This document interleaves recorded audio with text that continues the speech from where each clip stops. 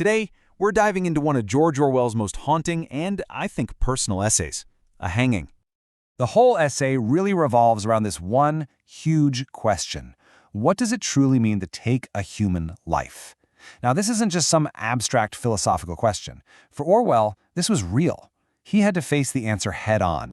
And that's what makes this piece so powerful, right? It's not theoretical. This essay from 1931, it's pulled straight from his own life, from his time as an imperial police officer in Burma. So what we're getting is this raw, unfiltered account of one single event that just completely changed how he saw the world, how he saw life and death. All right, so let's get into it. The story opens on a morning in a Burmese prison. And Orwell, he doesn't waste any time. He drops us right into this heavy, oppressive atmosphere. Just listen to how he sets the scene with his own words.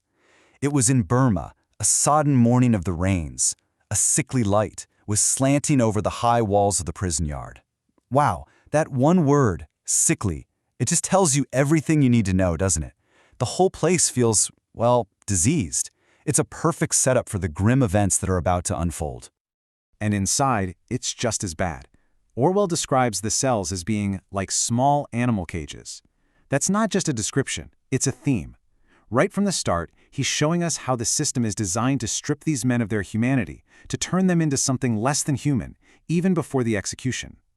And you get this really stark contrast. You have the prisoner, who he calls a puny wisp of a man, totally defenseless, and then surrounding him, 6 tall Indian warders with fixed bayonets. I mean, the power imbalance is just staggering. It's almost absurd, this overwhelming show of force for one man who's not fighting back at all. So everything is moving along like clockwork, this cold mechanical process, and then something totally unexpected happens, something that just shatters the whole grim routine. Out of nowhere, a dog appears. And this dog, it couldn't care less about the guards or the ceremony or any of it. It just sees a person. Orwell writes that it made a dash for the prisoner, and jumping up, tried to lick his face. And this is such a powerful moment. The dog doesn't see a criminal, right? It just sees a human being. And its simple, almost joyful act is this pure, gut-level recognition of life. It's a recognition that all the men there have had to suppress, in the name of doing their job. This next part, this is really the core of the whole essay. It's the moment that changes everything for Orwell. And it's not some big dramatic event. It's a tiny, tiny detail that most people wouldn't even notice. So, as they're walking the prisoner to the gallows, he sees a puddle. And what does he do? He instinctively sidesteps it. Think about that for a second. A man who is literally seconds away from death is still, on some basic level, trying to avoid the minor inconvenience of getting his feet wet. And that tiny little sidestep, that's what does it for Orwell. Suddenly, the whole abstract idea of an execution becomes terrifyingly, horribly real. He writes this incredible line, "It is curious, but till that moment, I had never realized what it means to destroy a healthy, conscious man." In that instant, the prisoner isn't a prisoner anymore. He's a living, breathing body. A body where, bowels are digesting food, skin is making new cells, nails are growing. All these tiny biological miracles happening. He sees this thriving machine of life, and he realizes he's part of the group that's about to just turn it off. Okay, but the story doesn't end there with Orwell's epiphany. The part that comes next, after the hanging, is just as revealing, and honestly, maybe even more disturbing.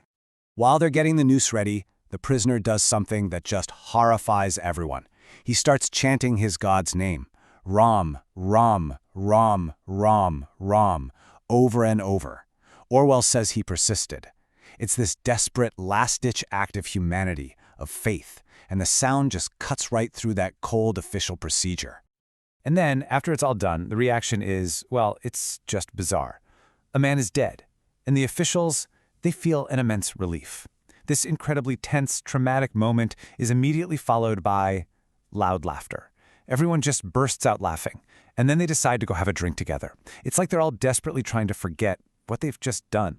So what's the takeaway here? What is Orwell really trying to say about the weight of a human life? Well, his essay really forces us to look at capital punishment in a way that's deeply personal.